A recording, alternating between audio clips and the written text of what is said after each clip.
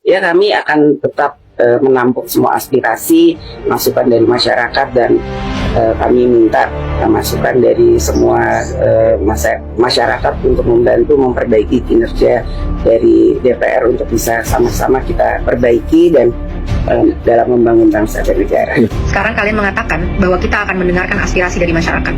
Kita akan melaksanakan aspirasi dari masyarakat tanpa menjelaskan aspirasi apa yang kalian maksud, aspirasi apa yang kalian dengar dari masyarakat. Sudah terlalu banyak kata-kata kosong, janji-janji kosong yang dilemparkan kepada kita semua dan tidak ditepati.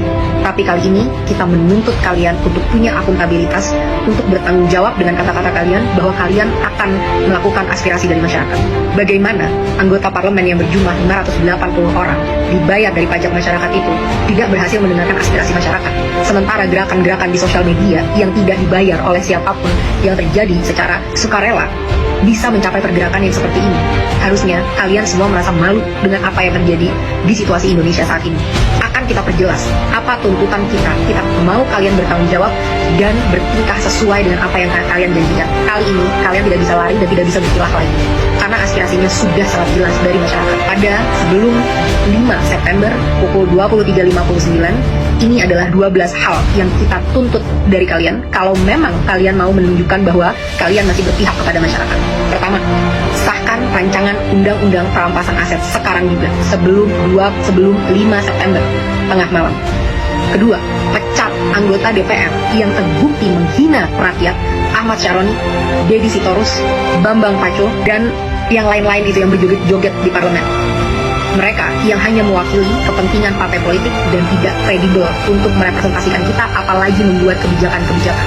Kita minta KPK, pahlawan kita, untuk segera cek seluruh harta dan aset mereka, apakah itu didapat dari uang yang benar-benar legal atau ada permainan-permainan dari harta-harta tersebut. Crazy rich itu tidak mungkin bisa sekaya itu tanpa melakukan hal-hal yang tidak dibenarkan secara hukum. Tiga, bebaskan pihak-pihak yang kalian tahan karena menyampaikan aspirasinya. Jangan salahkan semua terhadap masyarakat. Kalian juga harus bisa refleksi kenapa masyarakat bisa sampai semarah itu. Karena kalian selama ini sudah benar-benar tuli dan mati empati terhadap aspirasi dari masyarakat.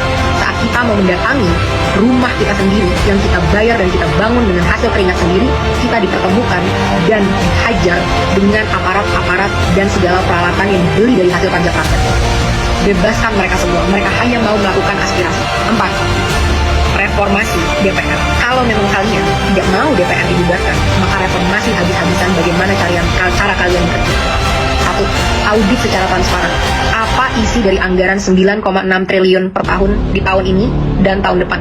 Apa itu? Setiap sennya kita mau tahu dengan jelas. Dan setelah 7 hari, kita mau kalian laporkan penyerapan anggarannya setidaknya setiap bulan kepada rakyat. Kita mau tahu apakah investasi kita itu benar-benar membuktikan dan memberikan kesejahteraan, atau ini semua hanya investasi bodong untuk kepentingan pihak-pihak tertentu. 2. Rampingkan segala anggaran. Tidak ada tunjangan ini, itu, tunjangan beras, dan lain sebagainya.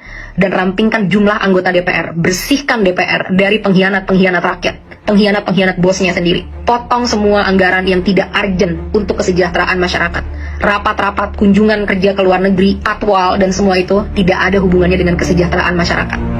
Hentikan budaya gila hormat, karena kalian semua adalah karyawan. Bertingkahlah seperti karyawan. Ketiga, tolak mantan napi korupsi sebagai anggota DPR ataupun anggota BUMN. Tidak ada lagi penghargaan terhadap pengkhianat bangsa yang merampok kekayaan rakyat. 4. Hapuskan semua perlakuan istimewa yang menciptakan kesenjangan antara rakyat dan parlemen, yang membuat parlemen mati empatinya dan tidak mampu membuat kebijakan yang berpihak kepada rakyat. Contohnya, bayar pajak tidak boleh lagi ditanggung oleh APBN, harus ditanggung oleh individu. Kita tidak mau lagi melihat ada pengawalan khusus terhadap anggota parlemen. Mereka harus bertingkah layaknya masyarakat. Semua hidup kita urgent, apalagi kita yang bayarin gaji kalian dan infrastruktur dan operasional keberlangsungannya negara ini. Kita yang lebih penting dibanding kalian. Transportasi, tidak ada tunjangan mobil, cukup tunjangan untuk naik transportasi umum. 4. Hapuskan pensiunan seumur hidup bagi para anggota-anggota DPR yang masa kerjanya hanya 1 periode. Kita tidak mau lagi membayari mereka sampai akhir hayat kalau memang mereka tidak mau mengabdi dengan tulus pada masyarakat. Kedepannya, kita mau KPK atau BPK untuk meninjau dan memeriksa harta dari segala anggota DPR Dan kita mau transparansi yang besar-besaran. Semua rapat-rapat diskusi kita mau itu ditunjukkan live secara online ke rakyat. Bahkan kalau bisa, rakyat harus selalu boleh masuk ke gedung DPR untuk mendengarkan dan melihat apa yang karyawannya sedang lakukan. Kelima, tunjangan gaji dan tunjangan-tunjangan yang lain, total take home pay, total yang bisa kalian bawa pulang, tidak boleh melebihi 5 kali upah minimum UMR nasional dari masyarakat. Harus jelas kemana setiap anggaran-anggaran ini, dan kita mau jelas berapa yang diterima. Tidak boleh lagi ada kesimpang siuran yang berkata ada yang menerima segini, segitu, dan lain sebagainya. Harus jelas berapa yang diterima sebagai take home pay, kita harus tahu itu. Keenam, tetapkan KPI, Key Performance Indicator, yang terukur bagi anggota DPR sebagai standar kinerja. Berapa RUU yang harus kalian sahkan, berapa RUU prioritas, dan lain sebagainya, harus dengan aturan yang jelas.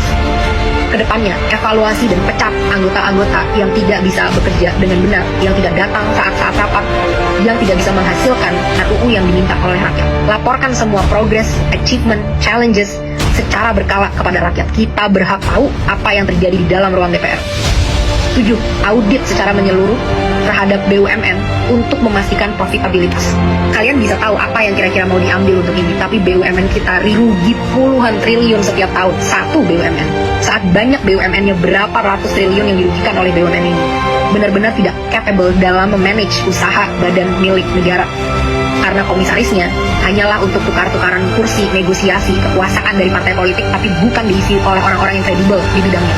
8. Batalkan rencana kenaikan pajak yang sudah sangat memberatkan masyarakat, termasuk rencana kenaikan BPJS kepada masyarakat.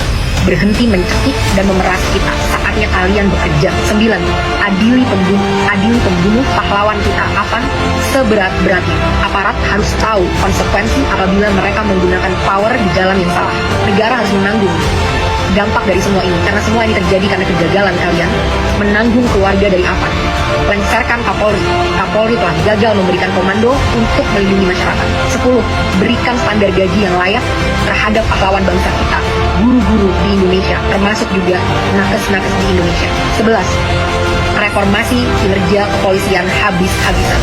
Mereka harus profesional, berpihak dan berempati kepada rakyat, punya kemampuan emosi yang baik, sehingga tidak menyalahgunakan senjata sebesar itu yang mereka punya.